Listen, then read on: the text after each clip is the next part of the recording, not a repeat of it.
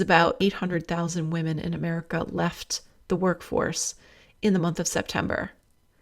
800, that's almost a million women leaving. Welcome to the Audacious Mamas Show and the Audacious Life. I'm actually combining both these episodes, both these podcasts, for the specific episode aimed at moms and moms in their relationship to work during the pandemic.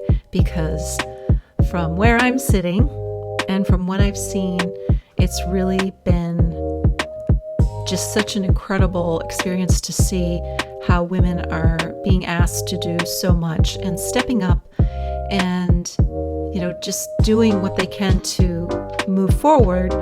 But then there's also this kind of behind the scenes struggle that I don't feel is being addressed, either publicly in social media. It's being addressed a little bit in some articles and maybe TV reports, but, I feel like there's just this whole other struggle that is unfortunate, and hopefully this pandemic and working from home experience will underscore some of the things in the United States specifically that have been issues for many years, but we have not addressed. So that's what this episode is about. It's about, what's really happening at home with parents, specifically with moms, what's happening in corporate America, what's happening for people who are solopreneurs. What are the things that we can do to, if we're in work situations and we need to really communicate what is going to work better for us as both employees and parents. What would be the things that we would ask for that would make the greatest impact so that we don't feel like we're failing on all fronts? It's tough enough being isolated and in a, take shelter scenario, staying at home with quarantine and being socially isolated, but then to also feel like the work that you're doing with your children, with your family, and with your employers or your business, none of it's up to snuff. I mean, that just is the cherry on top of a mental health issue right there. So if you're struggling and feeling like, holy crap, how am I going to get through this? What am I going to do? What are my options? This episode is for you. That's what I'm going to explore here. This is probably just the beginning of many more episodes on this topic and interviews, but I wanted to just step in and start the conversation. So thanks for tuning in. And if this is something that you think your friends, your girlfriends, your mom friends need to hear, please do share this episode. Please subscribe.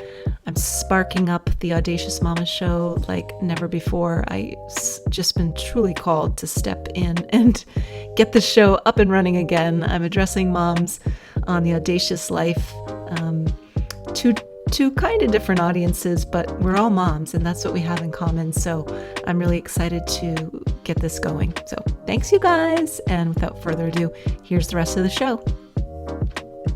So thank you for joining me for this really inspired episode talking about women at work, moms at work specifically. So what I want to address in this episode is just this idea that we are being asked to do far more than we ever have been as moms. We're obviously, tasked with running the house, taking care of our kids. Typically, if we're married, we're maybe juggling some of the duties with our partner. If we're single parents, we're doing most of it with, by ourselves. Maybe we have family members or people from the outside coming in, or maybe we have a co-parent who's taking part of that work with us, taking on part of that role. So the pandemic and with COVID-19, I think what's tricky is that if we were relying on somebody outside the household to come in, now for a lot of us, that's not an option, either both financially or just due to COVID fears. Perhaps someone in the family is immunorestricted or has some issues where you don't want to let that extra person into your household. So it totally makes sense that we're circling the wagons. We've isolated. We're trying to be as safe as possible and make smart decisions to keep our families healthy, keep everything running and humming smoothly as we enter the cold season, where everyone is more concerned than ever about the flu season. A spike in COVID, and then just the run-of-the-mill stuff that always happens. So here we are now, after, I guess now it's been about almost 8 months, working at home. If you've maintained your job, you're now juggling homeschooling. And it's not just the first spring version of homeschooling, it's legit homeschooling. I know in my case, my kids are being asked to do way more. And it feels like my older daughter, who's in middle school, is, her workload, she's working all the time on her homework. And it's at a much, much higher level than it was when she left. And it's not just because she's in middle school. I think that they are truly trying to, close that gap for the time that was lost the last half of the school year and then through the summer. So all of that means, if you've got one kid, you've got Zoom calls and all these other things, assuming your child is of school age. If you've got 2 kids, it's 2 Zooms. The more kids you have, the more complicated the schedule gets, the heavier the load, both for them, for your network at home, your technology expectation, the knowledge, but also the number of devices that you have to cover each of those children, the schedules for each of the connections to the school. It's a lot. And then on top of that, you've got your own Zooms for your own business and or your role in your work.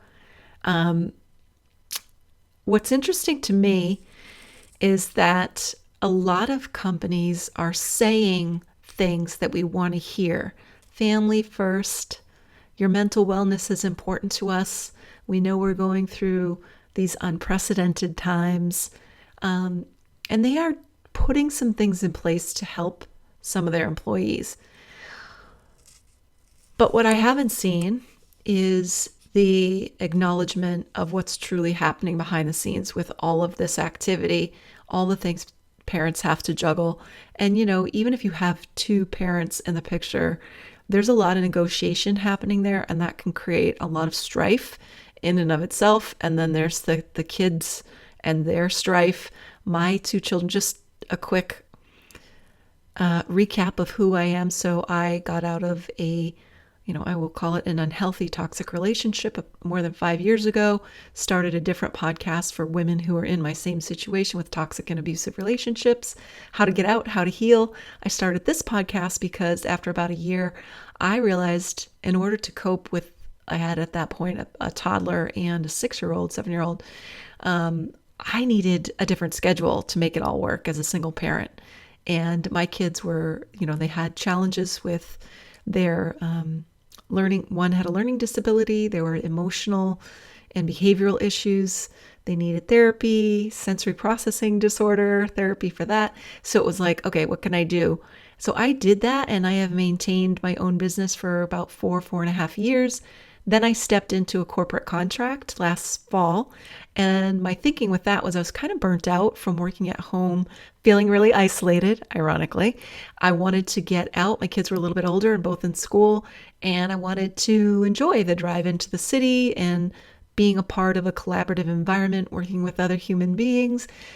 And in some ways, kind of being more of a cog in the wheel instead of being the person front and center and carrying the load and directing everything. I really just wanted to be an employee, for lack of a better way to put it.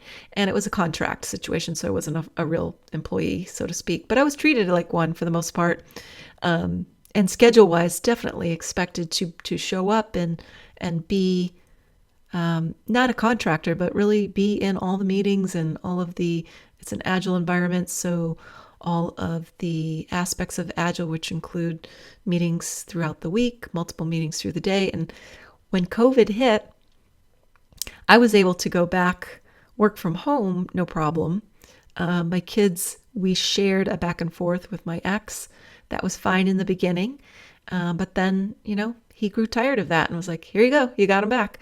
So I have had the kids since the end of the school year, primarily with me, trying to juggle this very time-oriented deadline in a corporate scenario. And I have to say, I mean, it was just, I felt like somebody dropped me on another planet. And because there were communication issues, it was like living in a different culture, trying to kind of get some understanding around my situation. Like, do I speak up? Do I say what's really going on? My kids had, again, social, emotional, behavioral issues that really increased with this isolation and not getting out. I was pretty good at getting us all out through the warm weather months, but then as it got colder, it's become much more difficult, and they were just afraid to go out. So if I wasn't with them, they weren't going out. And when I say out, long walks, swimming in the lake, swimming in the ocean, riding our bikes. We all got bikes. We did a lot of riding on bike paths. I'm really big at being outside and grounding, and I had my own kind of mental health, mental wellness practice, getting up early, trying to do a quick, 15, 20-minute workout, doing a little meditation with my coffee outside, maybe journaling, the whole thing maybe took 30, 45 minutes, and then getting my kids up, in the summer, or letting them sleep in, hoping they'd sleep in, and then starting my work day, but really feeling guilty because I wanted to get my kids outside. It was a really nice day sometimes, and it was like I couldn't do it. I had back to back to back meetings, and I know I'm not the only one. So what happened was Zoom, because a lot of these companies didn't have remote workers, what happened was they became kind of Zoom happy, and everybody was constantly checking in.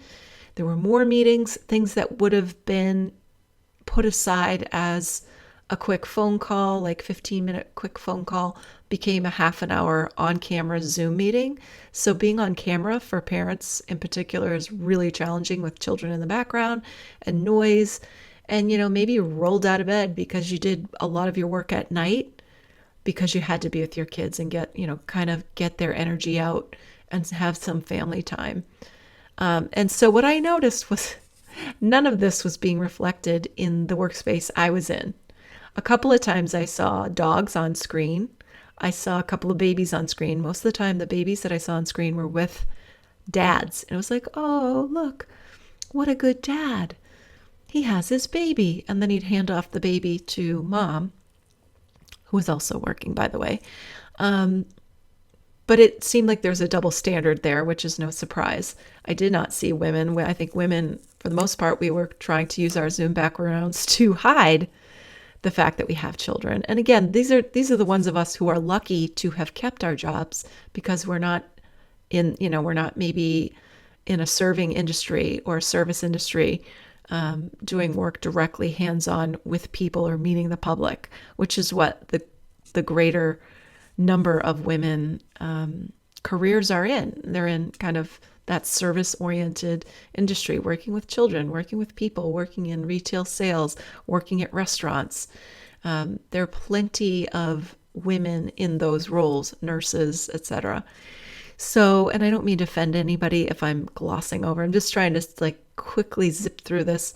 So, there was a report that came out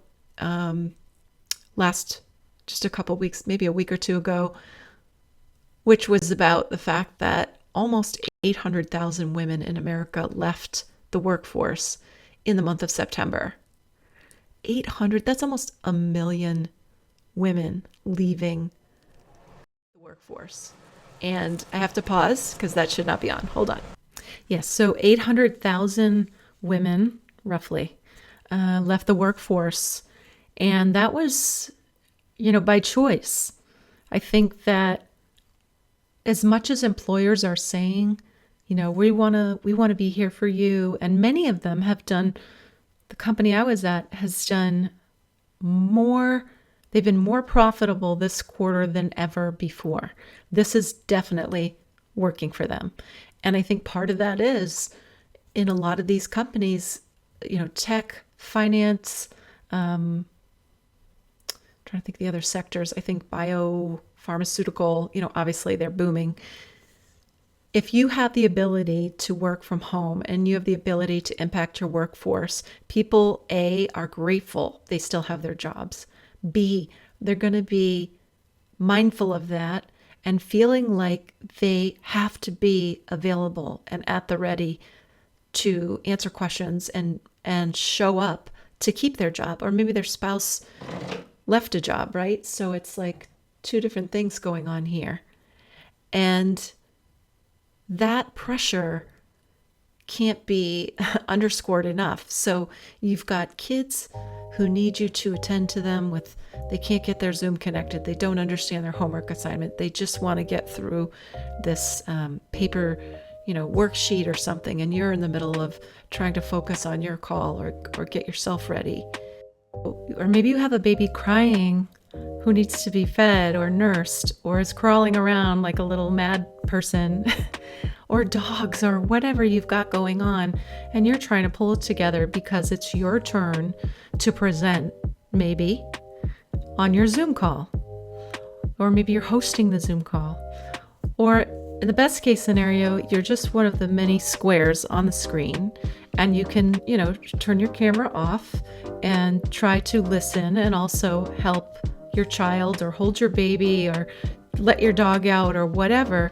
But what I'm seeing is that it's not, companies are putting the same template of the time-based continuum that they had in place without the reality of what happens in life between 7:30 in the morning and 3 in the afternoon, or 3:30, right, with the school schedule. And so parents are trying to kind of do both or tag team, and we're just feeling like complete failures. Our children are frustrated. It creates this pressure cooker environment where you're trying to get everything done for your job because someone's paying you, and you have colleagues, and maybe some of your colleagues don't have kids and they're kicking butt because they have the bandwidth to do it. They too feel grateful that they have their jobs. Maybe they're even bored and they want to achieve. And I know that some of the people that I worked with, they wanted to sink their teeth into something that would, really absorb them. And I was like, God bless them. I felt like I was able to do that at one point. And then after a while, I was like, no, please do not put me on something where I have to be extremely focused. I have to show up for, I have to be available and at the ready quickly. Anyway, that's a whole other conversation, but I knew that would not work for me. And I'm winding down my contract so that I will not be doing this work because it is clearly not a fit for where I've landed this year with my current situation. But I'm grateful because it did give me a window into both the dialogue of what's happening in these companies, what they're saying they want to do, the policies they're putting into practice. Some of them are working, like having mental health support. Maybe it's an online mental health wellness type thing where you can check in and have somebody support you. Like, that's amazing. But maybe it's a stipend for childcare and it's like a drop in the bucket because all the prices have gone up, or there's nowhere for you to get your children in, or there's no person who can come into your home while you're doing the work because it's A, too risky, or B, they're just simply not available, or your family can't afford it. Any one of those scenarios is possible. So even though these companies may mean well, what's happening is there's this elephant in the room, which is like, wait a minute, what percentage of your population is experiencing this additional stress at home with having to, keep the house running? You've got the kids there, their schooling, all of that stuff, plus the relationship, trying to tag team, or maybe you're a solo parent trying to figure it out on your own. Or maybe there are existing educational issues, mental health issues, like all of that, whether it's yourself or a family member. Or maybe you're caring for an elderly parent who cannot go to where they used to stay. They had to be pulled out of a home and now they're with you because it's healthier for them to be with you. There's so many scenarios I could think of and I can't cover them all, but I feel like it's not really reflected in the culture, at least not from what I've seen. And so one of the beautiful things that happened as I was connected to because my contract is ending, I was looking for, mom jobs. And I found something called the Mom Project.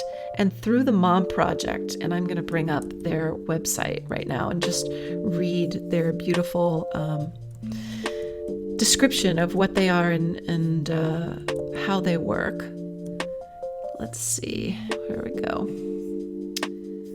So, the Mom Project was started by Allison Robinson.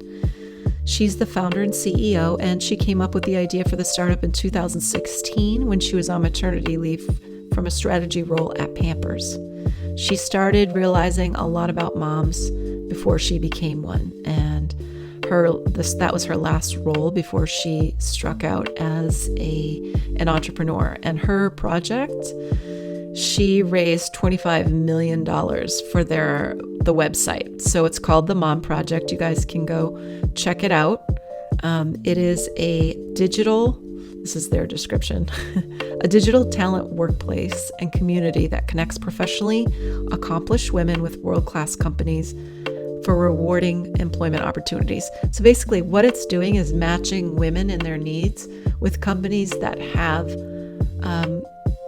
more of a mom-oriented, flexible schedule. They've actually hired or chosen to work with the Mom Project so that they can pull in some of the women who have left these other companies that are not mom-friendly, or I should say parent-friendly even. Again, I'm going to just focus on moms, but I think that the issues that we have in the U.S. around the lack of childcare, the very high price of childcare, and the issues with our school and the way that we approach school and school schedules, like all of it is bubbling to the surface and like poking us all in the eye, and we're going to have to deal with this.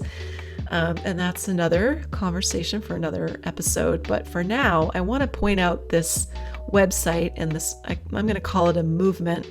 But what I have done is I've joined some of they have these they call it their Unity meeting. And in their Unity meeting, they talk about issues related to moms at work. They have like a coach or an expert who comes on who can answer questions. And I strongly recommend that if you're struggling, you join this community. I have no relationship to them at all whatsoever at this point. I'm just super impressed with what they have to offer.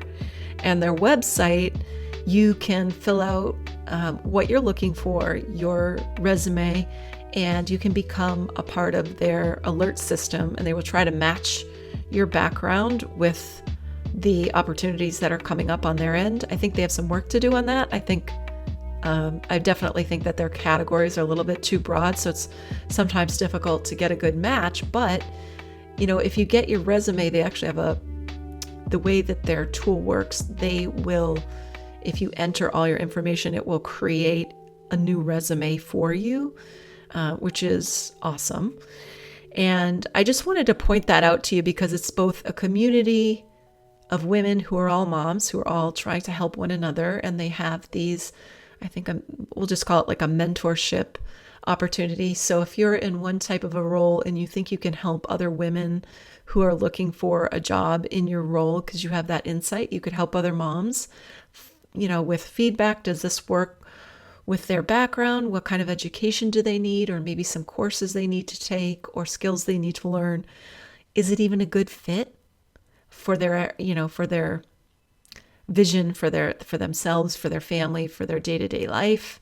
And you can sign up to be mentored as well on your own search.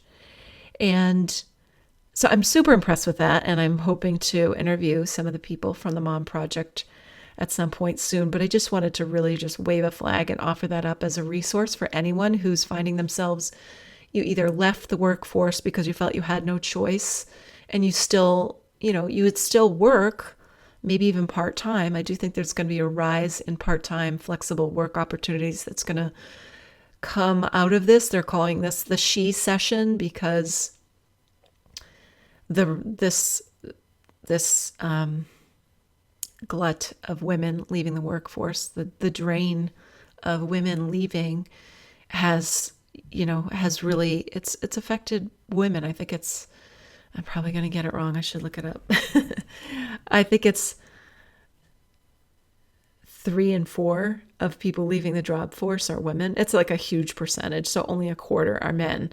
Whereas during a typical recession, men are more affected than women. So it's very interesting how this is all panning out. Let me just take a quick run through here. So,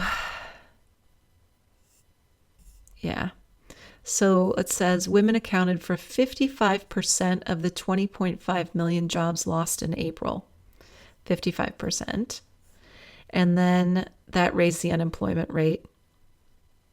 And the hardest hit by all this are women of color and Hispanic women. So the unemployment rate for them went up to 16.4%, 20.2%. It's probably actually even higher than that right now. Yeah, so I mean, it's just really disturbing. But I do think like the thing that we should remember is that when giant swaths of people are taken out of the workforce and they're really valuable contributors to the workforce on every level, we're going to have to do something about that as a nation. And I think these companies are going to have to rethink their very, very traditional way of approaching work. And I do think that if you left a job or lost a job, please do not be discouraged, because there are jobs. The company that I'm leaving, I know for a fact they had a ton of new job opportunities. I'm not looking at them. I'm going to be doing my own thing, thankfully, happily returning to entrepreneurism so that I can have more flexibility. I may take a part-time scenario that's, maybe 20 to 30 hours. But what I wanted to read, this is going to be hopefully a little more hopeful to you. Or maybe it's a little bit of both, actually. So from the Mom Project, I found something called Work Labs, which I believe is related to the Mom Project. It may be the same founder.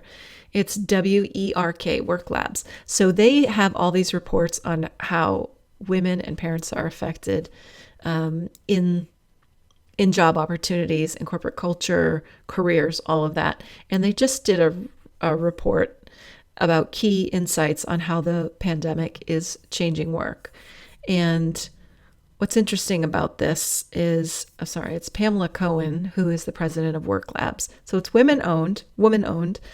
And they did this survey among 2,000 individuals across the country in a variety of different industries all around COVID-19 and how it impacted their work and home life. And then they come up with these results that they've shared, and I can send a link to this. So they're looking at workplace policies, employees' social emotional well-being. And I'm just going to pull out some of the findings and the quotes. So one of them that really resonated with me was somebody said, "I'm stressed out about work and family most of the time, and I feel I'm doing most things poorly, as it's hard to focus on just one thing right now." Amen, sister. This one says, "My CEO is sending my son a book she thinks he will enjoy. She makes sure I know it's okay for mothering to come first. I feel so thankful I can be honest about my needs and still be respected as a worker and a teammate." Now that was a positive comment, but in general, what people are saying is that they're hearing one message from the top, but what's in practice is a complete disconnect from what's actually happening behind the scenes.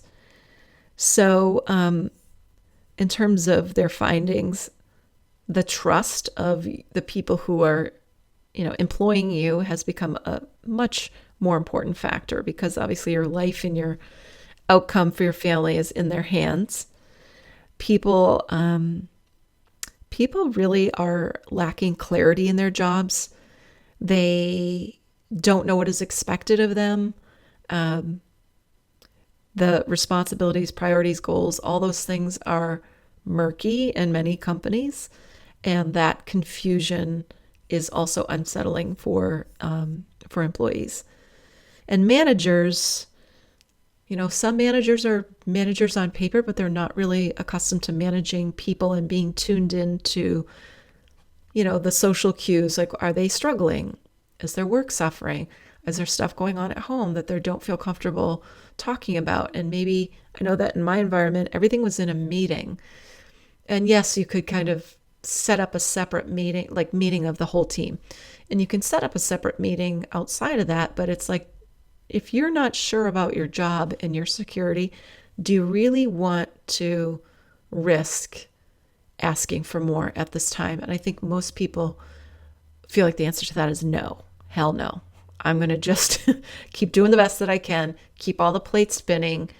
And even though I'm struggling, at least I have a job, right? If that resonates with you, let me know.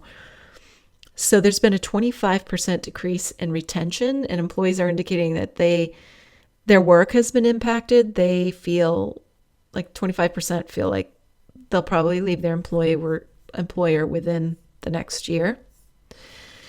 This is another one related to social emotional well-being. So this is a quote from somebody. My boss and upper management are completely unsupportive in regards to work while taking care of an 8-month-old. They're also naive in the fact that our roles and responsibilities need to change amongst the pandemic.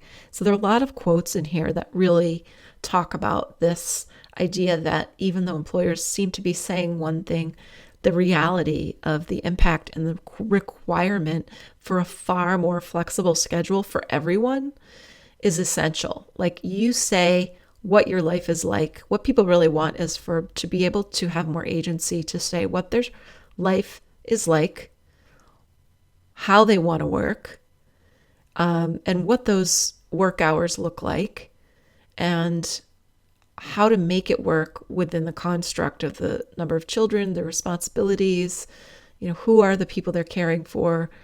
And that lack of flexibility, because they're using that traditional template and approach to getting the work done, is really affecting behind the scenes people's sense of security, sense of paranoia, sense of guilt for not doing well at either thing, like not being a good caregiver and not being a good employee.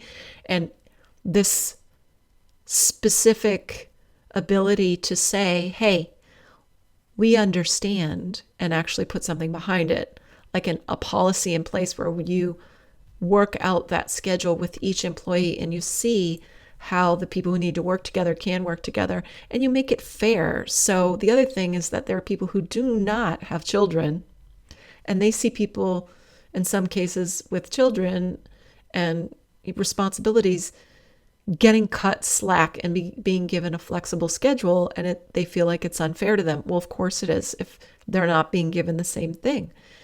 Just because you don't have children doesn't mean you don't have other responsibilities. You could be caring for a parent. You could be caring for your own mental health. You could just need to take a nap. You could need to work on a different schedule that will help you get through this pandemic and feel able to thrive and deliver your best work. So those are the things that are key problems. The other one is the social connectedness. 7% are saying they're less socially connected. They feel isolated. And I noticed in the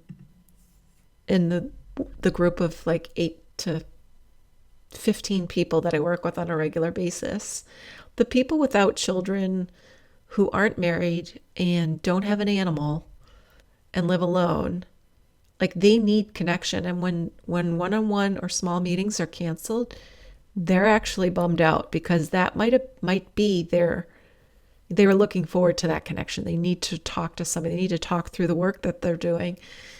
And yes, you can, have a one-on-one call with somebody, but if everybody else in your group is happy not to be on a Zoom because they're going to be off helping one of their kids or working on work they finally need to get done because there aren't meetings, then of course they're not going to feel comfortable reaching out to say, I really wanted to talk about that, right? Because then they feel like they're the squeaky wheel. I mean, it's so complex. And to me, it feels so clear that these companies and employers aren't getting it. They're just not getting how if they just let go a little bit and allowed people to kind of self-organize their schedule and work together and collaborate and have a little more control over their lives, that would render greater success, greater outcomes, happier and more loyal employees, and I think would increase retention. But if you feel like you can't come forward because you might lose your job, you might just try skating by, and the next thing you know, you don't have a job. It's very tricky. So just reading through this research, 85% of surveyed participants said that they chose to share, the ones who chose to share their additional thoughts, 85% reported having negative experiences. And so one said, the coronavirus pandemic re-exposed the cracks in our organization, bad management decisions, lack of trust in employees, poor communication, poor project planning. These cracks are getting worse regardless of our attempts to fix them. So some things people are happy about. No commute. Gaining time from not commuting was a happy thing for a lot of people. This person says, I think my position could work from home most of the time, and it would certainly improve my mental and physical health. I commute nearly 3 hours a day, and I'm completely worn out by that. 72% of surveyed participants chose to share additional thoughts. They said their direct report, their manager, the person they reported to, they had negative interactions with that person. My thoughts on this, that person probably doesn't know what the hell to do. I feel they've probably had no training on how to tune in to their employees, how to make and create policies within their work groups that work so that they can deliver the goods and what they need to accomplish for their projects, and how to manage it all. Like, they're not being instructed on that. They're just attending meetings that are from, last year's playbook. This person said, my employer appears to have gone completely overboard and genuinely not care for employees and workload. They say they're flexible, but if you are looking after a child due to no childcare, it's impossible to be working 2 full-time jobs at 100% capacity for an extended period of time.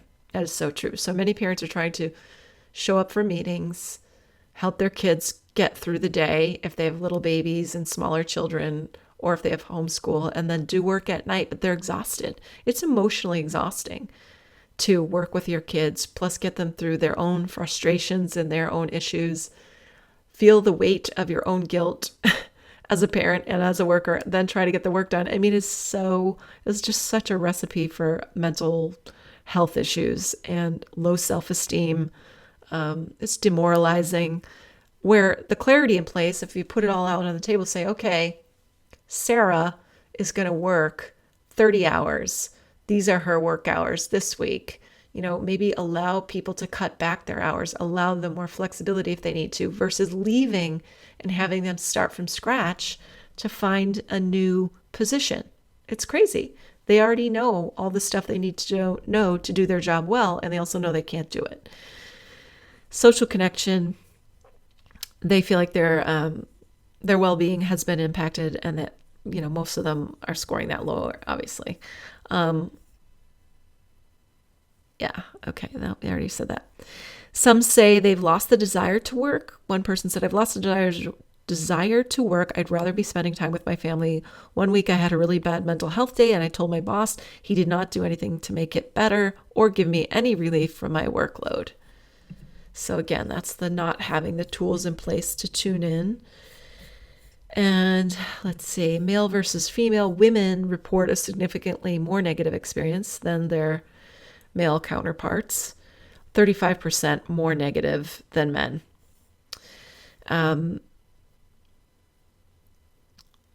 This person says, this is a male, I love working from home. Flexibility is great, and it forces people to put pen to paper and think deeply about their responsibilities. It's rewarding for introverts like me. This is a female employee. There's an overall lack of internal communication, coordination, and overstepping of work-life boundaries that has caused some health issues for me. It's quite demoralizing and has ignited my job search.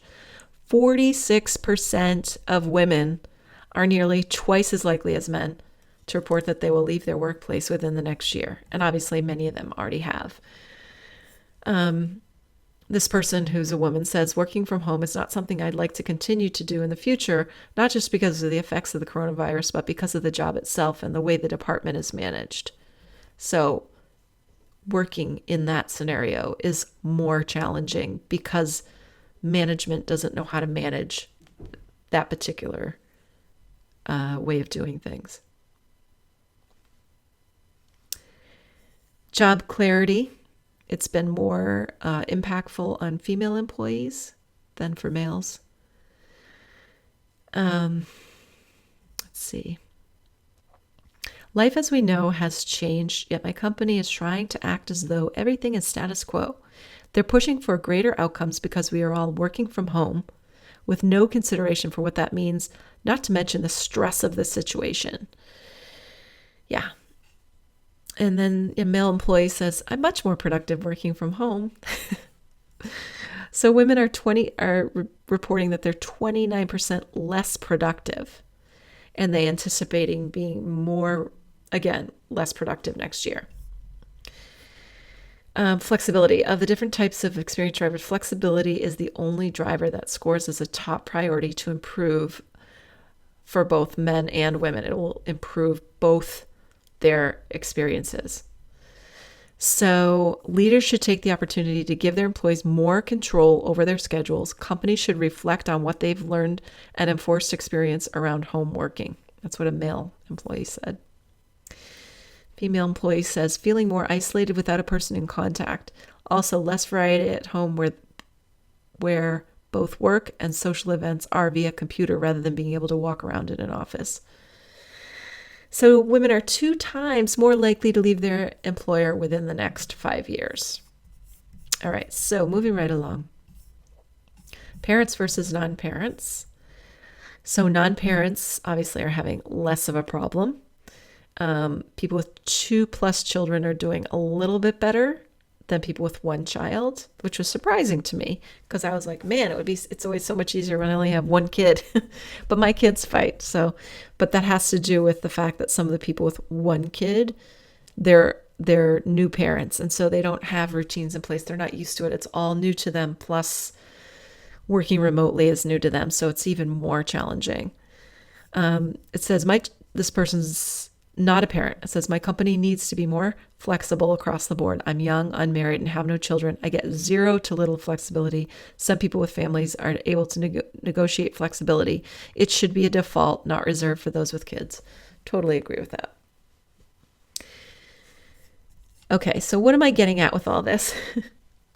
So I'm putting this out there because some of the things that I think can help are getting more support through a group like the Mom Project. There are other groups out there that are similar. I am going to put the Mom Project as my top one for women who are working, especially women who were professionals who maybe just left their jobs or were released during the pandemic. But they have job opportunities at all levels. So if you don't include yourself in that description, please still look at the Mom Project. It's really important. If you want to increase your skills, the other thing I would say is to look, they have links to other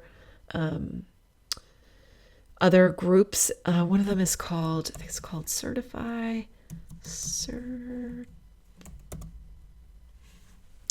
Yeah, I can't find it right now. It might be called Certify, but there's Coursera. You can go to Coursera.org, like course, Coursera. If you go to Coursera, there are courses you can take there for free, and you can pay a little bit to get a certificate. But you can go through, there's another tool, I think, oh my gosh, it's going to drive me crazy. I can't remember what it is.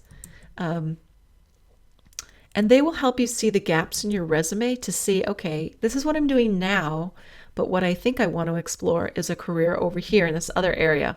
Where are the areas of overlap, and what are the skills that I need now or soon so that I can move into that other career, which is more flexible, more creative, more whatever you need, and it's going to work with your family schedule. So that's another thing I would say to explore Coursera. So Coursera, you can take courses there that if you list it on your resume, even if you're not certified, you at least have some understanding of that. And women tend to hold back and historically and will not put something on their resume if they haven't actually used in their job. But if you've been learning something on your own and you've touched it, you've worked your way through it, you might be a beginner, but you do have experience with that particular topic or tool. So please do not hold back. This is not a time to water yourself down. It's a time to kind of be a dreamer and push yourself to look for that thing, that opportunity that might just fit the situation that you find yourself in. So those are the three things I wanted to share. The Mom Project, Work Labs, which has all the reports, you can look through that. And the reason why I'm mentioning that to you is it might be an opportunity if you're in a really solid workplace where they're saying all these things that they want to do. Maybe it makes sense to show that report, share that report with your HR committee or your communications team at your company and say, hey, here's a study that was just released. Here's what people really want. I know that you guys are trying to do the right thing, but there might be something in here for you to inform the decisions you're making with us. And, you don't even have to say anything about yourself. You could say, I know I've talked to other employees and it's, XYZ has been challenging, or it's been challenging for us parents. Let's keep it simple. It doesn't have to be a personal thing at all. So I wanted to share that with you guys. And I know that this podcast is for mompreneurs specifically, but I'm broadening it to all working moms. I am going to be talking about all kinds of working mom things as well as mompreneurs, because my personal belief is that the moms who do not land new jobs within better mom-friendly environments, they're smart women and they're motivated, and most of them did not want to stay at home homeschooling, and they're going to want to find a way to start something on the side to bring income into their family, and they're going to start side hustles. So ladies, if you've never listened to this podcast before, go back, listen to earlier episodes, listen to the moms who started businesses when they had really little kids, listen to how they did it. If you want to get inspired, there's a lot of good stories here from the very early episodes that I started out with, because that was why I started the podcast, was I wanted to learn from successful women, CEOs, or women who started their own agencies or freelancing or whatever. I wanted to learn from them. How did they do it? How are they managing the whole juggling the children and the home domestic piece and, their husband-wife scenario? How are they handling all of that? How do they make it work? And everybody has a different opinion on what made it work. There is no cookie cutter solution, but this podcast was designed to support women who want careers, who want to work some. It doesn't have to be your entire identity, but it's a way to bring income into your home. And we all need that right now more than ever. So hopefully you appreciated this episode. Hopefully there's something here for you. Go check out the resources. I'll put them in the show notes. Please do share, subscribe. And, feel free to reach out and leave a comment for me. I would love to know if there's anything specific that you want to explore around being a mom and being a working mom. If you don't see anything here that we've explored already, I am 100% wide open to delivering the goods for you. And I just wish you the best in your situation. I'm just going to say, hang in there, mama. I have had, between COVID, kids with social anxiety, emotional stuff, learning disabilities, all of that, like the pressure of the 9 to 5, 8 to 5 job stuff, plus my side stuff. Holy crap. It's really been paralyzing at times, but you know what? I believe all of this can work to our benefit. It's all how we frame it. And there is a turnaround coming. It's a turnaround coming for all of us. For all of us. So hang in there, mama. Lots of love to you. Please do share this. Thank you for listening. And I will see you on the next episode. Take care, ladies. Bye-bye.